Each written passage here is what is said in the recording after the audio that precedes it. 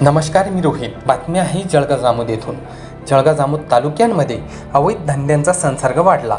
जुगार, वरली मटका आणि दारू अवैध धंद्यांचा सुळसुळाट.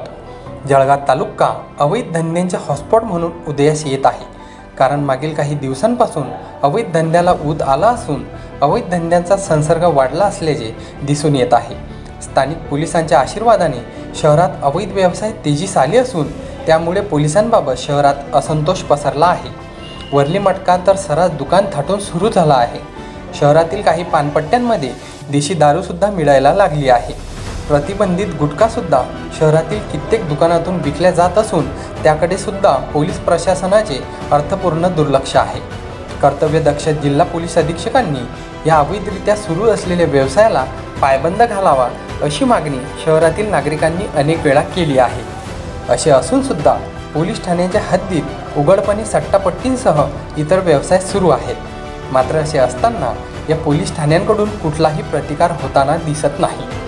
गेल्या काही वर्षात तरुणाई कृतीत कमी गुंतवणूक करून जास्त नफा कमवण्याच्या मानसिकतेमुळे वरली मटका, दारू विक्री या धंद्यांकडे अनेक तरुणांचा कल वाढला आहे.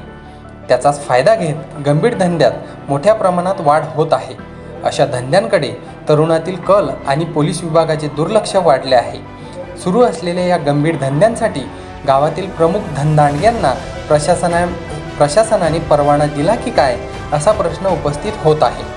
मात्र आता कमी गुंतवणुकीत जास्त नफा कमावण्याच्या नादात दारू विक्री, सट्टा, जुगार, मटका अशा गंभीर धंद्यांकडे अधिक पैसा कमविण्याच्या लालसेने सट्टा व्यवसाय, घर उद्योग तरुणांनी सट्टापट्टीला स्वतःच्या उदरनिर्वाहाचे साधन बनविले आहे. सट्टापट्टीवर जास्त पैसे मिळवण्यासाठी सट्टापट्टीवर तरुणांना ₹1.25 मोठ्या रकमेचे आमिष मिळत आहे. सेवेतील कर्मचारी देखील सट्ट्या आहारी गेले आहेत.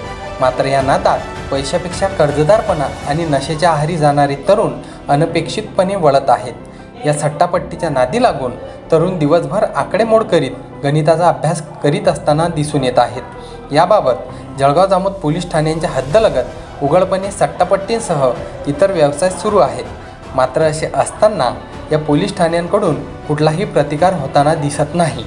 पोलिसांच्या या दुर्लक्षतेमुळे अनेकांचे संसार या वरली मटक्यांमुळे उद्ध्वस्त होत आहेत. असे असतानाही कुठल्याही प्रकारचे अंकुश या ठिकाणी लावण्यात येत नसल्याचे दिसत आहे. वरली मटका व्यवसाय करणाऱ्या संचालकाला अटक का करण्यात येत नाही, यामुळे वरली मटका जोमात सुरू झालेला आहे.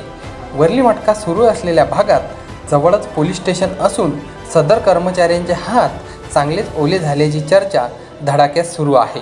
याची साधी भनकसुद्धा वरिष्ठांना लागत नाही. त्यामुळे आता वरिष्ठांनी तातडीने दखल घेऊन वरली व्यवसाय बंद करण्याची गरज निर्माण झाली आहे. आता स्थानिक पोलिसांनी धाड टाकून या व्यवसायाचा मुख्य संचालकाला अटक करणार का हे पाहणे महत्त्वाचे ठरणार आहे. न्यूज 24 सातपुडाकरिता अमर तायडे, जळगाव जामोद, बुलढाणा.